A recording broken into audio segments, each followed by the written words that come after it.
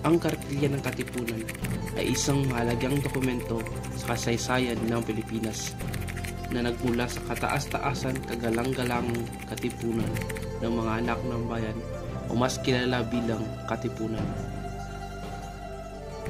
Ang organisasyong ito ay isa sa pinakamahalagang bahagi ng kasaysayan ng Pilipinas. Naglalayong magkaisa ang mga Pilipino upang maghimagsik laban sa kolonyal na pamamahala ng Espanya para sa ganap na kalayaan. Isinulat ni Emilio Jacinto sa murang edad na 18. Ang Kartilya ay naglilingkod bilang kodigo ng pag-uugali ng Katipunan na sumasaklaw sa 14 na mga pakatakaran na nag-uudyok sa pag-uugali at mga halaga ng mga miyembro. Ang mga patakaran na ito ay naglalaman ng mga alituntunin sa moral na pag-uugali ng individual at sa pagtrato sa iba na sumasalamin sa ideolohiya at mga hangarin ng organisasyon.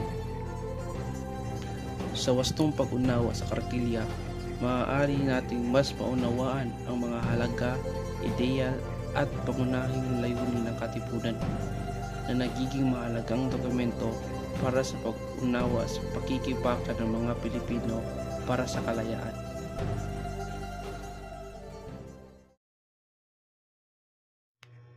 Mga aral ng Katipunan ng mga anak ng bayan.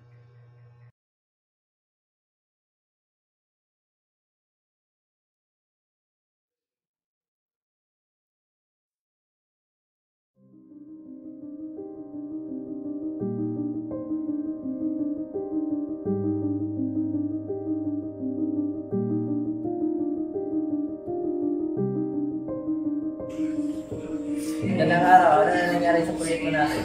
Siyempre na po sir, may kamalya sa incoming process kaya natalag. Pag-commit process, wala akong pakialam dyan. Ang mahalaga, siguraduhin nyo ang aking proyekto at siguraduhin ako ang makikinabang. Pero sir, dapat itong isa katuparan para sa kabutihan ng mamamayan. Kabutihan ng mamamayan, wala akong pakialam dyan. Ang mahalaga, mabayarin ang aking bulsa at aking posisyon. Nangangahulugan ito na hindi tayo dapat maging makasarili. Dapat tayong gumawa ng mabuting gawa, hindi upang makakuha ng papuri, kundi upang ipakita ang mga ito ang ating buong puso. Dahil ang isang gawa na ginawa lamang para sa katanyagan ay hindi karapat-dapat na tawaging mabuti.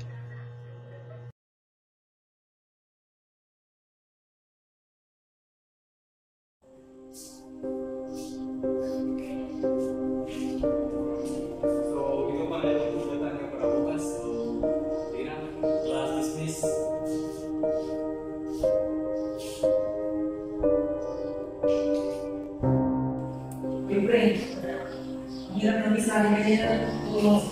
Kaya nyo ulit? Tama. Ano tayo kakain? Kaya na kayo sa kapro na.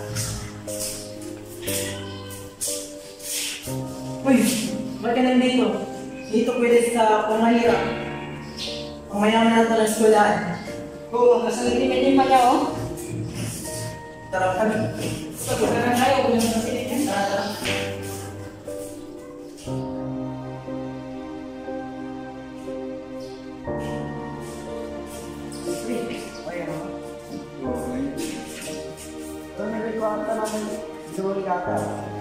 Kasi mahirap na kami. Ganun ba? Tara, kumain tayo. Hindi natin mahirap mo. Masya na pera ko sa masahe. Walang yan, ako na bahala sa'yo. Tara, kumain. Mahirap ako sa'yo. Sige, tara, huwag ka na mahiya dyan. Tara, kumain tayo.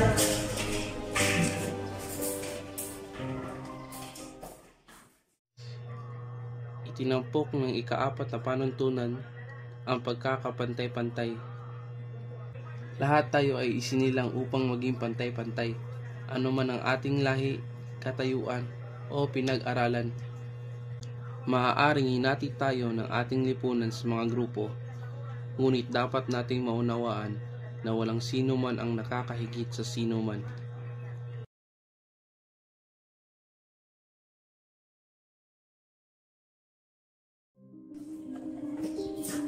Wait. Di ba may project tayo? Oh, meron, bakit ba? Saan natin yung gagawin? Paano yung gagawin? Sige, ako na bahala din. Wala na problema doon. Pero huwag mo sabihin ng mga klase ka. Detalye lang kung nalaman natin. Sige, sige, sige.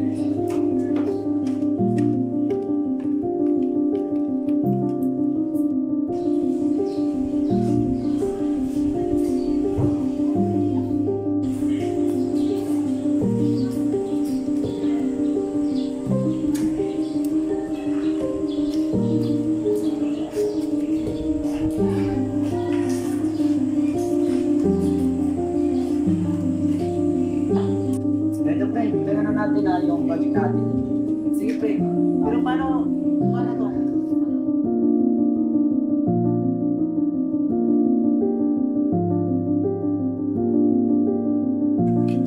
Sige, pre. Mauna na ako, pre. Sige, pre. Pero huwag mo sasabihin ng iba sa atin na itong answer, ha? Sige, pre. Wala problema yun. Diyan lang niya, isip mo yan, ha? Sige. Sige mo yung walay na. Sige mo na ako.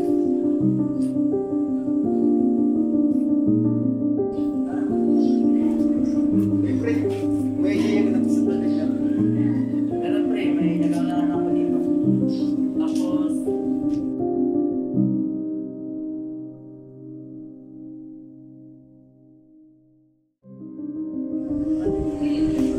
oh, pre, salamat sa opinion, pre. Sige, pre.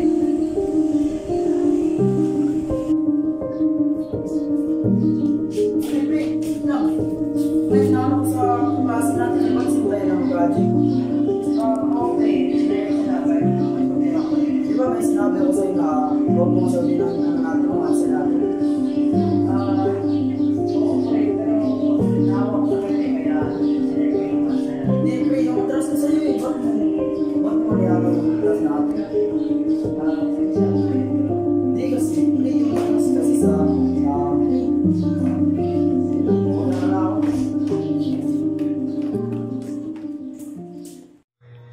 Itinampok nito ang kahalagahan ng pagtitiwala at pagiging kompidensyal.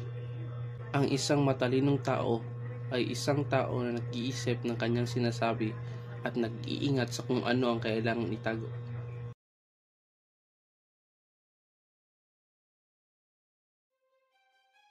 Kapatid, tayo ay titipon ngayong gabi para pag-usapan natin ang ating para sa hinaharap, layunin natin ang kalayaan mula sa mga mananakit.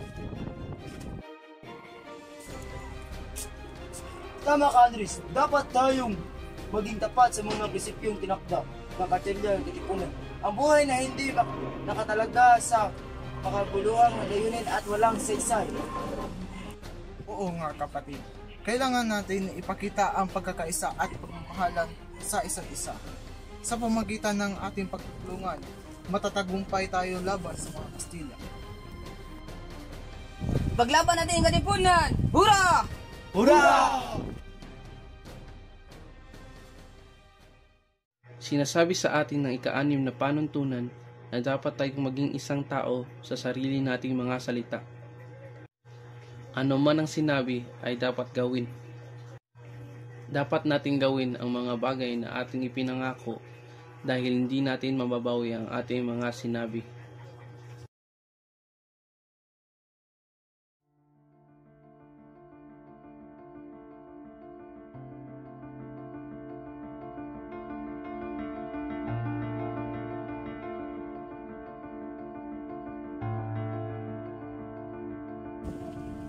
Mga kaibigan, hindi na tayo dapat magsasakop sa mga dayuhan. Kailangan natin lumaban para sa ating kalayaan. Tama ka, Juan. Dapat hindi tayo magpaalipin sa sarili natin dahil. Oo nga, dapat natin magtanggol ang ating karapatan.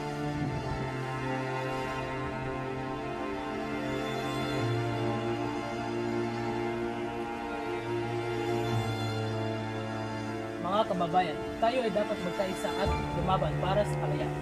Tayo ay dapat maging tapat at sa ating magitaing hanggang sa kagulan. Sa ngayon ba kayo makiisa sa amin?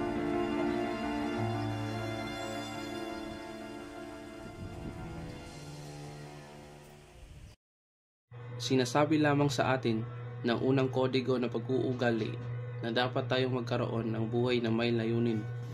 Dapat nating malaman kung paano itakda ang ating mga layunin at makahanap ng kahulugan sa ating buhay. Dahil kapag hindi natin alam ang ating layunin, tayo ay magdurusa sa mga hindi kanais-nais na sitwasyon.